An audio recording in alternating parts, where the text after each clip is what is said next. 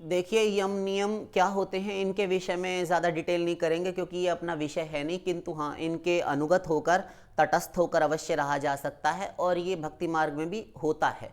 इसलिए हमने आपका विषय ले लिया। आप कई दिन से प्रश्न कर रहे हैं, ठीक है, बैठिए बैठिए। देखिए, यम और नियम दोनों की संख्या 12-12 कही गई है, 12 और 12। तो पहले यम समझ लेते हैं। यम क्या होते हैं? अहिंसा, ध्यान दीजिए, अहिंसा, सत्य, अस्तेय। अहिंसा का अर्थ होता है किसी भी प्राणी को ना सताना, मन से, वचन और कर्म से, तीनों प्रकार से। केवल उसका शरीर आपने काटा, छेदा नहीं, उसको दुख नहीं दिया, उसका हाथ पैर नहीं तोड़ दिया, मांसाहार नहीं किया, ऐसा ही नहीं, वचन से भी किसी को, वचन से, अपने शब्दों के माध्यम से भी आपने दुख नहीं दिया, कड़वे वचन कहकर, अपशब्द कहकर, उसे भी हिंसा में माना गया यदि आप करते हैं तो। इसको भी अहिंसा कहते हैं। अहिंसा परमो धर्म।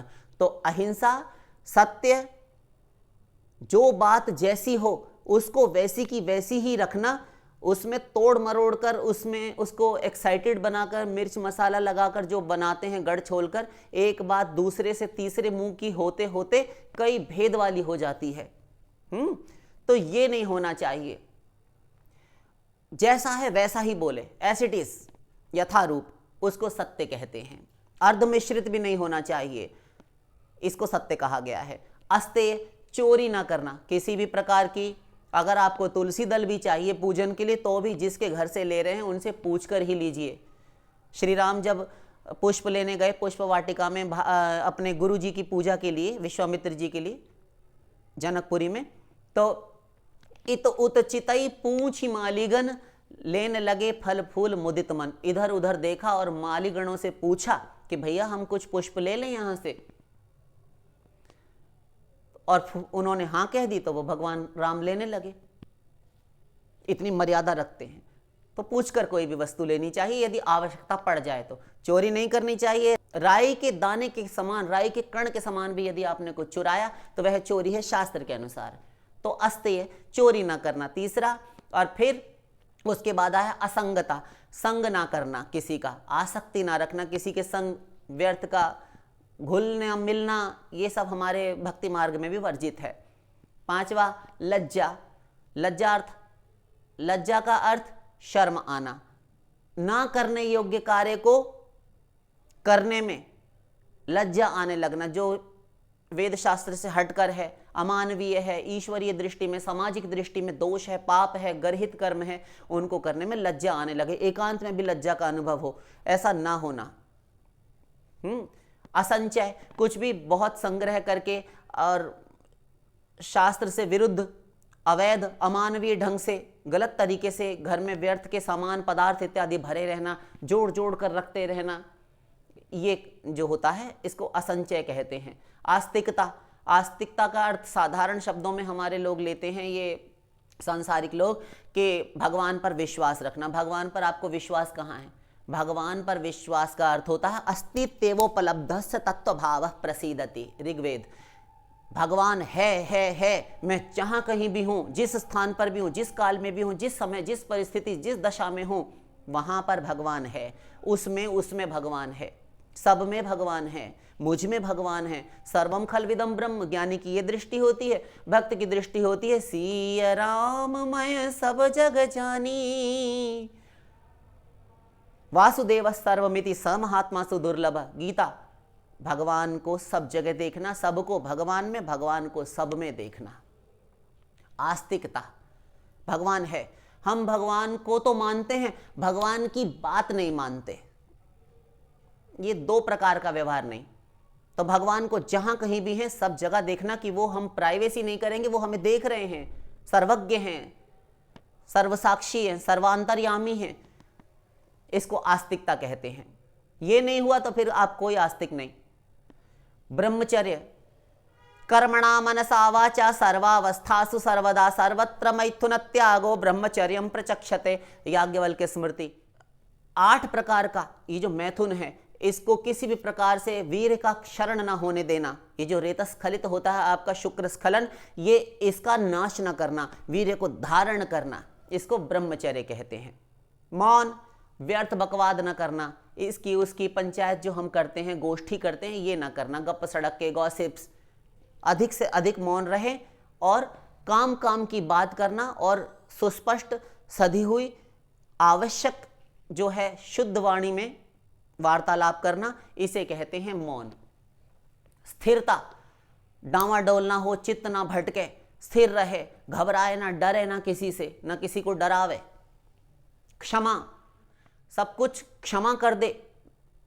दूसरों को आप बदला ले सकते हैं यदि किसी ने आपका कुछ दोष किया है, अपराध किया है तो, किंतु वह अपराध सहकर भी यदि आप क्षमा कर देते हैं, उसे ही क्षमा कहते हैं। भय के मारे किया गया क्षमा जो है वह क्षमा नहीं है, इसे क्षमा कहते हैं। अभय, ना तो स्वयं किसी से भयभीत हो, ना किसी को स्वयं भयभीत करे, किसी को डराए धमकाए, ना किसी पर शासन करने का, प्रभुत्व करने का, अपना वर्चस्व स्थापित करने का प्रयत्न ना करे, सबको अभय दे, सब निडर रहे। घर में एक मूषक चुईया भी घूम रही तो आपके सामने बेखटके वह घूम सके, मटर गश्ती कर सके, ऐसा हो जाना चाहिए। तो ये हो गए 12 यम। अब नियम समझ लीजिए। शौच, पहला नियम शौच। शौच 2 प्रकार का होता है, बाहरी और भीतरी। बाहरी आप करते ही हैं, सुबह नहाते हैं, अन्य अन्य प्रकार की आप दैनिक कृत्य करते हैं, शुद्धि करते हैं, मुख शुद्धि करते हैं, दतुअन, कुल्ला, मंजन, ये सब। और भीतरी शौच, अंतःकरण में प्रभु का ध्यान, मन से परोपकार की भावना, सदा सबके प्रति अच्छी भावनाएं रखना, ये भीतरी शौच है। इसको मानसम तीर्थ मुच्यते, इसको मानस तीर्थ कहा जाता है। दूसरा जप, गुरु के द्वारा प्रदत्त मंत्र, जो गुरु ने मंत्र दिया हो, जो कोई भी आपको जाप के लिए मंत्र मिला हो, उसका निष्ठापूर्वक जाप करना। मंत्र जाप मम दृढ़ विश्वासा, संयम यह न विषय की आशा। मेरा मंत्र जो गुरु से प्राप्त हो उसे दृढ़ विश्वास पूर्वक जपे, यह संयम है और विषय की आस नहीं। यह जप। तप का अर्थ होता है जंगल में जाकर तपस्या, यहां तप नहीं है, ये अर्थ है तप का कि भगवान की प्राप्ति अथवा धर्म के लिए, जैसे हरिश्चंद्र, महाराज शिबी, नभग नाभाग, अम्बरीश, इन्होंने स्वेच्छा से भगवान की प्रसन्नता के लिए भागवत धर्मों को स्वीकार किया। सवई कराओ हरे मंदिर मार्जनादिशु, भगवान के मंदिर का मार्जन, लीपा पोती, झाड़ बुहार, ये सब कार्य करना, ये शरीर से होता है ना। सुबह उठने का मन नहीं हो रहा, सर्दियां हैं, फिर भी आप कष्ट सहन करके, निद्रा का त्याग करके उठते हैं, तो ये तप है। स्वेच्छा से कष्ट सहन करना भगवान के लिए, धर्म के लिए, इसको तप कहा गया है। फिर बर्तनों को, भगवान के पूजा उपकरणों को कि इनमें भोग लगाना है, इसमें हमें आरती करनी है, इसमें भगवान का ये श्रृंगार करना है, और जल पात्र को मांजना, भगवान के स्नानीय जल लाकर रखना, तुलसी लेकर आना, पुष्प चयन करना, अनेक प्रकार की चीज़ें हैं ये सब। तो भगवान के लिए सारे कर्म करना और कष्टों को स्वीकार करना। आगमा पाइनो नित्यांस्तांस तितिक्षा स्वभारत, तो ये स्वयं से तितिक्षा अर्थात जितेंद्रिय रहकर कष्ट सहन करने को तप कहा जाता है, धर्मयुक्त। हवन, यदि गृहस्थ है तो वह होम करे, हवन करे, और सन्यासी के लिए भी हवन है। और तीर्थ यात्रा, तीर्थों में जाना, पवित्र स्थलों की यात्रा करना, ये भी शरीर से होता है। और श्रद्धा, गुरु वेदांत वाक्येषु दृढ़ विश्वास श्रद्धा, हमारे धर्मशास्त्रों में और जो अपने अपने गुरुओं ने कह दिया, उन गुरुओं की बातों पर दृढ़ विश्वास रखना, उसको श्रद्धा कहते हैं। अपनी बुद्धि ना लगाना, क्यों म्यों किंतु परंतु बट लेकिन तर्क वितर्क कुतर्क अतितर्क, यह ना करते हुए मान लेना, इसको श्रद्धा कहते हैं। और नहीं माना तो फिर उतने % तुम्हारी श्रद्धा में कलंक है। अतिथि सेवा, अतिथि सेवा, कोई भी अतिथि आ जाए, अभ्यागत हो, उसकी सेवा करना। यदि कुछ नहीं है तब भी शास्त्र ने छूट नहीं दी, शास्त्र ने कहा है कि आप जल से भी उसका सम्मान कर सकते हैं, और कुछ मीठे वचन कहकर, तुलसी मीठे वचन ते सुख उपजत चहूं, और मीठे वचन कहने में कुछ नहीं लगता। हमारे पूज्य श्री गुरुदेव भी कहते हैं कि मीठे वचन बोलो, कड़वे शब्द मत बोलो, शत्रु के प्रति भी नहीं। तो अतिथि सेवा, कुछ ना कुछ उसकी सेवा करना।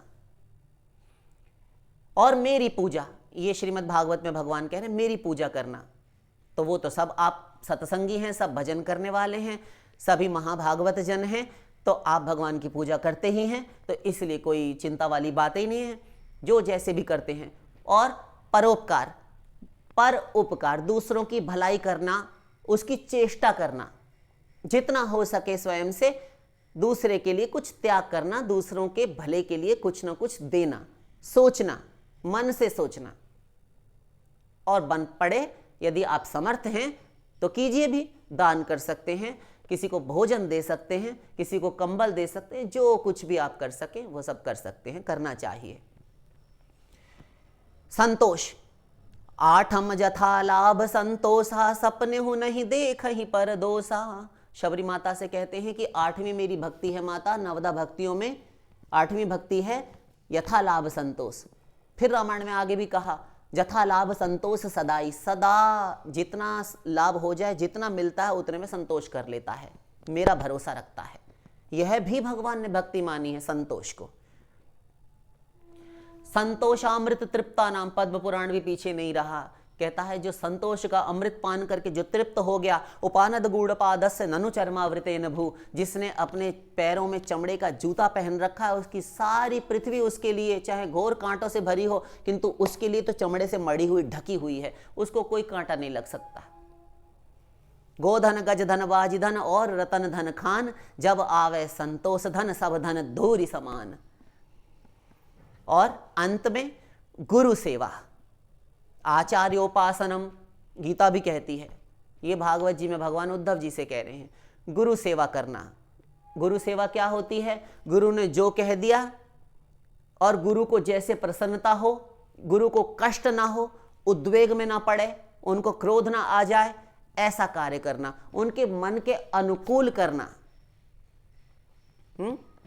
तत्कर्म हरितोषम यत, वही कर्म कर्म है, वही सेवा सेवा है जिससे हरि संतुष्ट हो। और ऐसे ही अपने प्रेमास्पद, अपने स्वामी, अपने हरि गुरु की प्रसन्नता के लिए कर्म करना। आज्ञा सम न सुसाहिब सेवा, अपने हरि गुरु की आज्ञा के पालन के समान कोई सेवा नहीं हुआ करती, बस वो प्रसन्न हो। और जिससे प्रसन्न ना हो तो आप किए जाइए कुछ भी। तो आशा करते हैं ये 12 यम और 12 नियम आप समझ गए होंगे। शेष फिर लाडली लाल की